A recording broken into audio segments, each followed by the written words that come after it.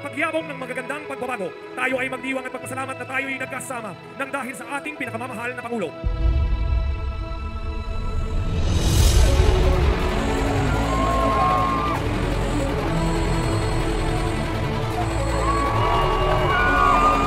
Sa loob ng 6 na taon, magpasalamat tayo sa Panginoong lumikha. My God, I hate drugs.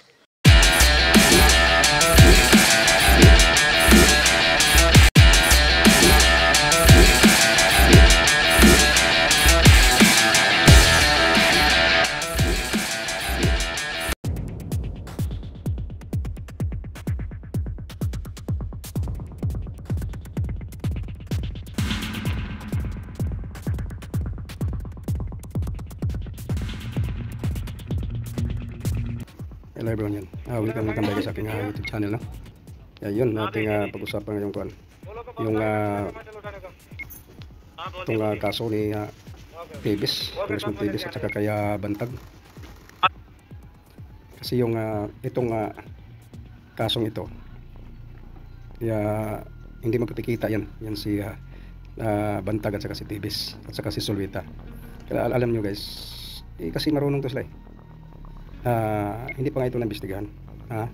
Wala pa itong preliminary investigation. Tapos case closed kaagad. Kaya ganun po guys, kabulok ang ating justice, ating justisya dyan sa ating bansa. Kaya imposible itong magpakita itong tatlong ito. Siguro magpakita ito pag mawala na yan sa pwesto dyan si Remulla. Kasi alam nila guys, wala pa din. Kahit magpakita sila tapos harapin nila yung kaso na yan, sigurado silang walang panalo dyan. Kasi lutong-lutong Macau na ang kaso. Kaya dapat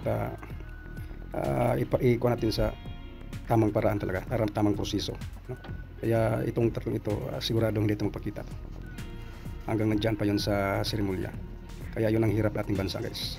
Kasi ganun, wala tayong sa batas kasi natin parang kung sino lang yung medyo malakas dyan at yun po ang may kapangyarihan. Kaya yun ang hirap.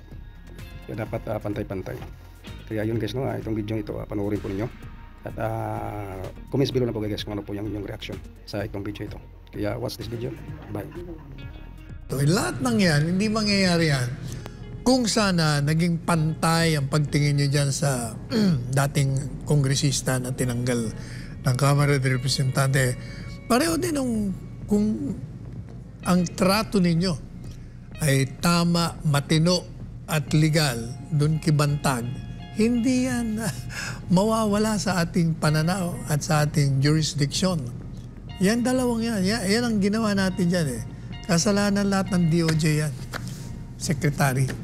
Kasi nga, wala pang ang preliminary investigation, hinusgahan mo ng guilty as sin. Talagang hindi susuko yung mga yan. Yun po guys, no? Yun ang napakinggan po natin yung reaksyon ni Attorney Sal Panilo. Kaya yun ang hirap dito sa atin, sa bansa po natin. Kaya wala tayong asinso dito. Pag ganito po ang ating justice system dito sa ating bansa. Kawawa yung kuan guys. Kawawa yung hindi ka pa nga guilty, tapos yun